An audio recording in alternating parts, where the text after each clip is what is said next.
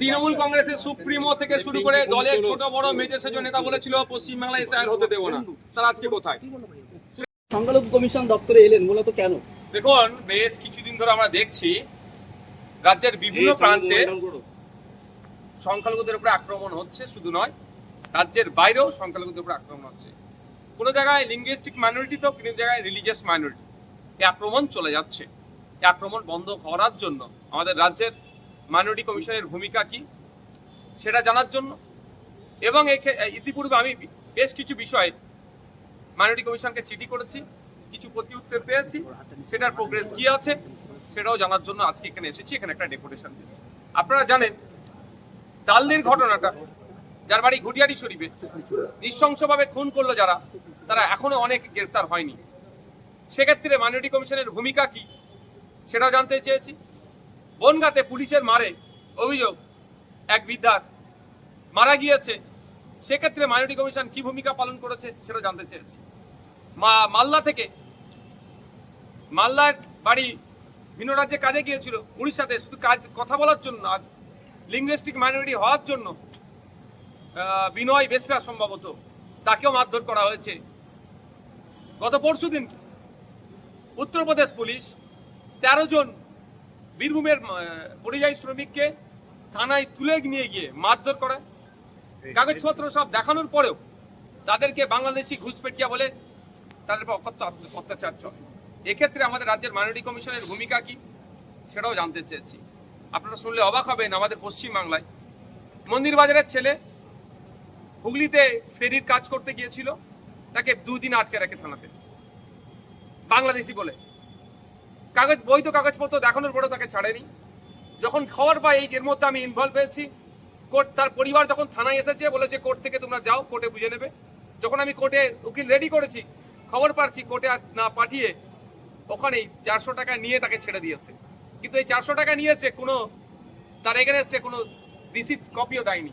তো এই সমস্ত একাধিক ঘটনা, আপনার দুর্গাপুরে যে কাণ্ড ঘটিয়েছে পরিচয় গাঙ্গুলি থেকে শুরু করে, নন্দীগ্রামের যে কাণ্ড ঘটিয়েছে গরু ব্যবসায়ীদের উপর আক্রমণ, পশ্চিম মেদিনীপুরের দাঁতনে একটি ছেলেকে মেরে দিয়েছে সে সংখ্যালঘু পরিবারের। এই ঘটনা ঘটে যাচ্ছে, কোনো বিচ্ছিন্ন ঘটনা নয়। এই ঘটনা রোধের ক্ষেত্রে অথবা এই ঘটনা যেগুলো ঘটেছে তার যারা শাস্তি পাবে সেক্ষেত্রে ভূমিকা কি মাইনরিটি কমিশনের সে জানতে চেয়েছে। আজকে আমি একা এসেছি, ডেপুটেশন দিয়েছি। এরপরে যদি এই ধরনের ক্ষেত্রে মাইনরিটি কমিশন শীত ঘুমায়, তাহলে কিন্তু আগামী দিন এখানে আমি একা আসবো না, হাজার নওশাদ সিদ্দিক এখানে দাঁড়াবে। প্রয়োজনে যদি মাইনরিটি কমিশনের কাজ যদি ফাংশন ঠিকঠাক না হয়, তাহলে এই অফিস তুলে দেওয়া দরকার, অফিস বন্ধ করে দেওয়া দরকার, তালা লাগিয়ে দিয়ে চলে যাওয়া দরকার। কারণ একটা অফিস চালাতে গেলে জনগণের ট্যাক্সের টাকায় মাস গেলে কম করে 1 কোটি টাকার উপরে খরচ আছে। তারপরেও যদি এত টাকা এখানে খরচ করার পরে যদি মাইনরিটিরা না সেফ থাকে, চাই লিঙ্গুইস্টিক মাইনরিটি হতে পারে, রিলিজিয়াস মাইনরিটি হতে পারে, সেক্ষেত্রে তো প্রশ্ন থেকে যাচ্ছে। উত্তর কি পেলেন? মাইনরিটি কমিশনের চেয়ারম্যান স্যার ছিলেন, সেক্রেটারিয়েট 2 জন মেম্বার ছিলেন, তারা যথেষ্ট বিষয়গুলো নিয়ে ভাবছেন, কিছু কিছু তিনারা কাজ করেছেন। আমি প্রশ্ন করেছি তাদেরকে, আপনারা সুমোটো করছেন না কেন? ওনারা বলেন আমরা কিছু ক্ষেত্রে সুমোটো করেছি, আর যেগুলো অভিযোগগুলো আসছে সেগুলো আমরা তদারকি করছি। তো তারা তাদের মতো উত্তর দিয়েছে। তো আমি ওনাদেরকে অনুরোধ করে এসেছি, যে সমস্ত জায়গায় এই ধরনের ঘটনা ঘটছে, অন্তত আপনাদের একটা মাইনরিটি কমিশনের পক্ষ থেকে একটা টিম ভিজিট করা অবশ্যই দরকার। তারা এটাতে এগ্রি হয়েছে, তারা জানিয়েছেন এই ধরনের ঘটনা যে আর ঘটে তার জন্য ব্যবস্থা নেওয়ার জন্য তাদের যে সর্বোচ্চ লেখার জায়গা, জানানোর জায়গা সেখানে জানাবেন। যে যে ডিস্ট্রিক্টগুলোতে এগুলো হচ্ছে সেই ডিস্ট্রিক্টে যারা অধিকর্তা আছেন তাদেরকে জানাবেন, এবং সাথে সাথে যেগুলো যে জায়গায় এইগুলো ঘটনা ঘটেছে সেগুলো যাতে ভিজিট করে তার ব্যবস্থা করবেন। শীত এখনো পর্যন্ত লাস্ট স্টেপের প্রক্রিয়া চলছে, অক্টোবর থেকে সম্পূর্ণ এসআইআর লাগু হবে। আমি বলছি এই রিলেটেড কোশ্চেনটা হয়ে যাক, তারপরে আমি বলবো। এই রিলেটেড কারো কোশ্চেন আছে?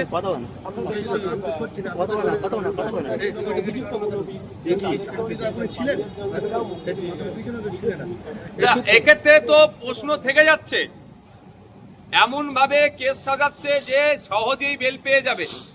আর শামশেরগঞ্জের ওয়াকফ সংশোধনী আইনকে কেন্দ্র করে একটা অশান্তি তৈরি হচ্ছিল। আমরা চাই যারা অশান্তি করেছে তাদের না জেলের বাইরে বার হয়, তাদের সর্বোচ্চ শাস্তি দেওয়া হোক। সেখানে কোনো কনসিডার নাই, কিন্তু অনেক নিরীহ মানুষকে শুধু ব্যালেন্স করতে গিয়ে হিন্দু সমাজের মানুষ অনেক নিরীহ আছে, মুসলিম সমাজের মানুষ অনেক নিরীহ আছে, শুধু এই ব্যালেন্স করতে গিয়ে অনেক নিরীহ মানুষকে ধরে এখনো পর্যন্ত জেলের মধ্যে আটকে রেখেছে। এই দ্বিচারিতা বন্ধ। বিজেপির ক্ষেত্রে বেল হয়ে যাচ্ছে, আর নিরীহ সাধারণ মানুষের ক্ষেত্রে কেন জেল? এর বিরোধিতা আমরা করছি, এই বিষয় প্রসঙ্গটাও এখানে উত্থাপন করছি যে এগুলো মেনে নেওয়া যায় না। এই যে যেখানে সক্রিয় হওয়া দরকার সেখানে নিষ্ক্রিয়, আর যাদের ক্ষেত্রে নমনীয় হওয়া দরকার সেখানে অতি সক্রিয়, এই টু টাইপ অফ ফেস মেনে নেওয়া যায় না, এটা বন্ধ করতে হবে। বাঁকুড়ার একজন যে সরকারের তো মানে ভূমিকাটা দীর্ঘদিন ধরেই তো এই অত্যাচার চলছে সংখ্যালঘুদের বিভিন্ন জায়গায়, তাহলে সংখ্যালঘু দাবি সরকার চলছে। দেখুন, আজকে এখানে মাইনরিটি কমিশনের কাছে এসেছি, 6টা ধর্মীয়ভাবে যারা সংখ্যালঘু তাদের সুখ দুঃখে পাশে থাকার জন্য এই কমিশন তৈরি হয়েছে, এবং 7টি লিঙ্গুইস্টিক মাইনরিটি যারা তাদের সুখে দুঃখে পাশে থাকার জন্য তৈরি হচ্ছে, কিন্তু সেই মতো পারফর্ম করছে না বলেই আজকে আমরা ছুটে এসেছি। ছুটে এসে তাদের ডিউটিটাকে আরেকটু করে আমরা এখন মানে রিমাইন্ডার দিয়ে যাচ্ছি। যদি ডিউটি ঠিকঠাক না হয় এরপরের দিনে আসবো, আমরা ভিড় করে আসবো, তখন একা নওশাদ সিদ্দিকী আসবে না, 1000 নওশাদ সিদ্দিকী আসবে, তখন জবাব আরো ভালো করে নেবো। তবে আশা করছি পজিটিভ কাজ করবেন, শীত ঘুম ইনাদের ভাঙবে, যে সংখ্যালঘুদের উপরে যেভাবে অত্যাচার হচ্ছে সেগুলো না হয়, এবং যারা অত্যাচার করছে যাতে সর্বোচ্চ শাস্তি পায় তার ব্যবস্থা করবে। কিন্তু মানুষকে অসত্য কথা বলে মিসলিড করেছে, মিসগাইডেড করেছে। ইসিআর পক্ষ থেকে কলকাতা সাইডের যিনি ওয়েস্ট বেঙ্গল সাইডের যিনি সিইও আছেন তিনি নবান্নকে চিঠি দিলেন, পশ্চিমবাংলায় এসআইআর লাগু হবে, এসআইআর করার জন্য চিঠি দিলেন। চিফ সেক্রেটারি মনোজ পান স্যার তড়িঘড়ি ভার্চুয়াল মিটিং করে সমস্ত রাজ্যের জেলার ডিস্ট্রিক্টের ডিএমদের সাথে মিটিং করলেন যে এসআইআর করতে গেলে যে অফিসার লাগে ইআরও, তো কত শূন্যপদ আছে কি আছে জানার জন্য দেখা গেল 600 শূন্যপদ আছে। মানে একদিকে বলছে এসছে যে এসআইআর হতে দেবো না, আর উল্টো দিকে চিফ সেক্রেটারি নির্দেশ দিচ্ছেন দ্রুততার সাথে এসআইআর যাতে হয় সেই জন্য 600 শূন্যপদ পূরণ করতে হবে। তো আমার বক্তব্য আপনাদের মাধ্যমে যে তৃণমূল কংগ্রেসের এই দ্বিচারিতাকে একটু দেখুন। এসআইআর ইতিপূর্বে আমাদের দেশে 13 বারের অধিক হয়েছে, লাস্ট 2002 সালে এসআইআর হয়েছে, ওয়েস্ট বেঙ্গলে 28 লক্ষ নাম বাদ পড়েছে। তবে হ্যাঁ, আজকের এতে এসআইআর নিয়ে যে রাজনৈতিক টানাপোড়েন চলছে, যে রাজনৈতিক ফায়দা নেওয়া চলছে, এটাকে আমরা ধিক্কার জানাচ্ছি। আমরা চাইবো যাদের ভোটার লিস্টে ডবল নাম আছে তাদের নাম বাদ পড়ুক, যাদের পুরো যারা মারা গিয়েছে ভোটার লিস্টে এখনো নাম আছে তাদের নামগুলো অমিট হোক, এখান থেকে শিফট করেছে যেখানে বোথ জায়গায় প্লেসে নাম আছে সেগুলো অমিট হোক, এবং নতুন নাম ইনক্লুড হোক। তবে হ্যাঁ, যেভাবে বিহারে এই ইসিআই যে নোংরামি করেছে, জীবিত মানুষকে মৃত দেখিয়েছে, যদি ওটা করে আমরা এআরও গুলোকে নজর রাখবো। সেটা শুন, একটা কথা আমি দায়িত্বহীন ভাষায় স্পষ্টভাবে বলছি, প্রয়োজনে যদি ইলেকশন কমিশন আমাদের সহযোগিতা নেয় স্বচ্ছতার সাথে ভোটার লিস্ট রাখার জন্য আমরা সহযোগিতা করব, কিন্তু এই স্বচ্ছতার নাম করে বৈধ ভোটারকে রাজনৈতিক ফায়দা নেওয়ার জন্য মৃত ভোটার যদি ঘোষণা করে, তাহলে যারা এআরও থাকবেন, যারা বুথ লেভেল অফিসার বিএলও যারা থাকবেন, আমরা কিন্তু সেগুলো নজর রাখবো। আমরা গণতান্ত্রিক প্রক্রিয়ায় যেমন মাঠে ময়দানে তার গণতান্ত্রিক প্রক্রিয়ায় জবাব দেবো, আইনি মাধ্যমে জবাব দেবো। আমাদের একদম স্পষ্ট বার্তা যে ভোটার লিস্টে যেমন দুর্নীতিভাবে কেউ না নাম ঢোকাতে পারে, ঠিক একইভাবে ভোটার লিস্টে দুর্নীতি করে বৈধ ভোটারের নাম না বাতিল হয়। জম্মু কাশ্মীরের বিধায়ক মেহরাজ মালিককে পিএসএ আইনের আওতায় এসে গ্রেফতার করেছে, কি বলবেন বিষয়ে? ভারতবর্ষে মানে এই প্রথম কোন একজন বিধায়ককে বা কাশ্মীরের ইতিহাসে প্রথম একজনকে পেশা অ্যাক্টে গ্রেফতার করেছে। অপরাধটা কি ছিল? তা অপরাধটা গুরুতর কিছুই নয়। হকেই যেমন আমাকে 42 দিন আটকে ছিল, অপরাধটা হচ্ছে ন্যায়ের পক্ষে কথা বলেছে। এই যারা অন্যায়কে প্রাধান্য দেয়, সুরে সুর মিলায়, এই মালিক সাহেব সে কাজটা করেনি, এটা অপরাধ। এটা ভারতবর্ষের গণতন্ত্রের জন্য একটা কালো দিন। একটা জনগণের ভোটে নির্বাচিত, আর ভারতবর্ষের ডেমোক্রেসি পৃথিবীর সব থেকে বড় ডেমোক্রেসি, সর্বশ্রেষ্ঠ ডেমোক্রেসিতে এই ধরনের কাজকে মেনে নেওয়া যায় না। আমরা ধিক্কার নিন্দা জানাচ্ছি, অবিলম্বে এইটা প্রত্যাহার করা হোক এই আবেদন করছি। বলছি, নেপাল ইস্যুতে আপনি ফেসবুকে একটা পোস্ট করেছেন, মূলত কি বোঝাতে চাইছেন? দেখুন, যার যেটা বুঝবে যত দিন যাবে বুঝতে পারবে। আমি একটা কথাই বলবো, এই নেপালের বিষয়টা নিয়ে আমরা যারা ভারতীয়, আমাদের মনে হয় একটু ওয়েট অ্যান্ড ওয়াচ হওয়া দরকার। এটার মধ্যে গভীর ষড়যন্ত্র থাকতে পারে, আমাদের দেশের ক্ষেত্রে, দেশের নিরাপত্তার ক্ষেত্রে একটা গভীর ষড়যন্ত্র থাকতে পারে। তা আমি অনুরোধ করবো একটা কথাই, যে এই বিষয়টা ওয়েট অ্যান্ড ওয়াচ হওয়া দরকার। চিকেন স্টিক কি অসুস্থির মনে হচ্ছে? কারণ একদিকে শিলিগুড়ি, অন্যদিকে পানি ট্যাঙ্কি, বর্ডার রয়েছে। আমি এতটুকু কথা বলবো, আমাদের সেনারা আছে, তারা যথেষ্ট। তবে এতটুকু অনুরোধ আমার, আমাদের সেনাদেরকে নিয়ে রাজনীতিটা বন্ধ হোক। আমাদের সেনারা আমাদের চিকেন লেগ থেকে শুরু করে, চিকেন নেক থেকে শুরু করে, মানে চিকেন নেক, হ্যাঁ লেগ বলেছি, আবার এটাকে নিয়ে আবার বিতর্ক তৈরি হবে। চিকেন নেক থেকে শুরু করে প্রতিটা জায়গায় তারা তাদের যা ক্ষমতা যা আছে তাদেরকে যে ফিরিয়ে খেতে দেয়, সব বুঝিয়ে দেবে। বলছি তবে আমি আবারও রিপিট করছি, নেপাল নিয়ে এই একটা নির্বাচিত সরকারকে দেশ থেকে তাড়িয়ে দিয়েছে, সরকার হেলিকপ্টার চড়ে পালিয়েছে, এইটা নিয়ে যারা করছেন একটু এর ব্যাকগ্রাউন্ডটা দেখুন। এটা আমার দেশের জন্য, আমার সর্বপ্রথম আমার পরিচয়, আমি ভারতীয়, তারপরে আমি আইএসএফ এর নেতা, তারপরে আমি সংযুক্ত মোর্চার বিধায়ক। আমার প্রথম পরিচয় আমি ভারতীয়। সুতরাং আমি একজন দায়িত্বশীল ভারতীয় নাগরিক হিসেবে বলছি, এটা নিয়ে আমাদের অত উৎফুল্ল হওয়া, উত্তেজিত হওয়া আমার মনে হয় এখনই ভুল হচ্ছে। এটা আন্তর্জাতিক কোনো চক্রান্ত থাকতে পারে, মেবি আমার দেশকে কোণঠাসা করার জন্য। আজকে দেশের একটা যে প্রধানমন্ত্রী চলছে, তার সাথে আমার বনিমানা হয় না, তার নীতির আমি চরম বিরোধী, তার আমি বিরোধী, কিন্তু দেশটা আমাদের। কালকে ওই চেয়ারে যে কেউ বসার ক্ষমতা রাখে, এই সিআই সংবিধান সেই খাবারটা দিয়েছে, ভোটে যদি মানুষ তাকে চায়। সুতরাং তার জন্য আমি আমার দেশের কোনোভাবেই বিপর্যয়ের দিকে চলে যাক, ক্ষতি হোক, এটা আমি চাইবো না। কি ধরনের ষড়যন্ত্রের গন্ধ পাচ্ছেন? সময় কথা বলবে, আমি তো ইন্টারন্যাশনাল বেশি না, কিছু কিছু জানতে পারছি, সময় দেখবেন। আমেরিকা আবার বন্ধুত্ব করার চেষ্টা করছে, এদিকে ভারতের পার্শ্ববর্তী দেশগুলো সেগুলো জর্জরিত হয়ে আছে বিভিন্ন গন্ডগোলের মধ্যে।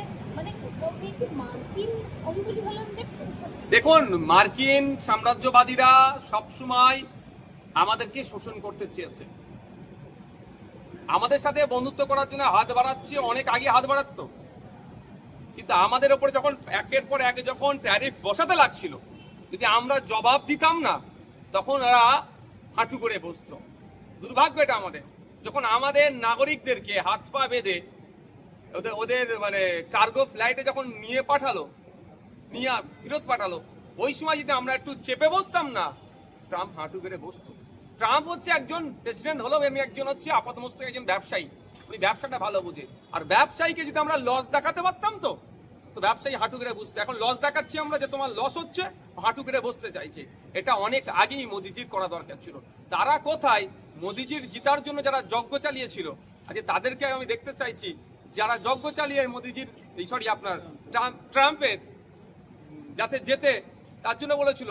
আর তারা ট্রাম্প জেতার পরে ভারতীয়দেরকে ওই দেশ থেকে ছেড়ে চলে আসতে বলছে, ভারতীয় পড়ুয়ারদেরকে দেশ থেকে পাঠিয়ে দেওয়ার অপচেষ্টা চালাচ্ছে, আমার ট্রাফিক আপনার শুল্ক চাপাচ্ছে।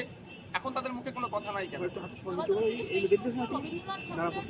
ছবি পুড়িয়ে দেওয়া হয়েছিল, শুধুমাত্র পাস করে দিয়ে বা বহিষ্কার করে দিয়ে দায়িত্ব না, অ্যারেস্ট করেছে ছেলেটিকে। আমি এতটুকুই বলবো, রবি ঠাকুরকে কেউ মেনে নিতে পারছে না, এটা দুর্ভাগ্য। আমাদের রবি ঠাকুর আমাদের হৃদয়ে আছে, বিশ্বশ্রেষ্ঠ কবি তিনি, বিশ্বের শ্রেষ্ঠ আসনে তিনি উপনীত আছে। দেখছি রবি ঠাকুরের ছবি কোথাও পুড়াচ্ছে, তো রবি ঠাকুরের লেখা কোনো জায়গায় সিলেবাস থেকে বাদ দেওয়ার জন্য উদ্ধৃত হচ্ছে। তো বাঙালি বলে রবি ঠাকুরকে আজকে এই অসম্মান করা হচ্ছে। যে যারা সিলেবাস থেকে বার করে দেওয়ার চেষ্টা করছে রবি ঠাকুরের লেখাকে, তার আমি চরম বিরোধিতা করছি, ধিক্কার নিন্দা জানাচ্ছি। আর রবি ঠাকুরের যারা ছবি পড়িয়েছে, অনেক আগেই তার আমি ধিক্কার নিন্দা জানিয়েছি। দেখা যাবে এখন হয়তো দায় ঠালার জন্য সাসপেন্ড করেছে, দেখবেন 2-4 মাস পরে যখন এই বিষয়টাকে একটু ঠান্ডা হয়ে যাবে, ওগুলো তো সোনার টুকরো তৃণমূল দলের। হ্যাঁ, ওই তো ওগুলো সোনার টুকরো। আরাবুল সাহেব জগ ছুড়ে মানলো অধ্যাপিকাকে, 6 বছর সাসপেন্ড, 6 মাস গেল না, তার সাসপেনশন উঠে গেল। এইগুলো হচ্ছে তৃণমূল দলের সোনার টুকরো। শিক্ষিত লোককে তৃণমূল দলে বেশি দিন টিকে থাকবে না। তৃণমূল দলে যে যত অন্যায় অনাচার কাজ করবে, তত বড় বড় পদ পাবে। এখন এই অনাচার অন্যায় কাজ করেছে, ঘৃণিত কাজ করেছে, রবি ঠাকুরের ছবি পুড়িয়েছে, এখন রেড়ে করে উঠেছে বাঙালি সমাজ, মানুষ এর বিরোধিতা করছে, সেই জন্য হয়তো চুপ করে গেছে, ওকে সাসপেন্ড করে দাও। দেখবেন এই বিষয়টা যখন 2-4 মাস যাবে, চুপ হয়ে যাব, দেখবেন তখন ওকে আবার বড় পদে বসিয়ে দেবে।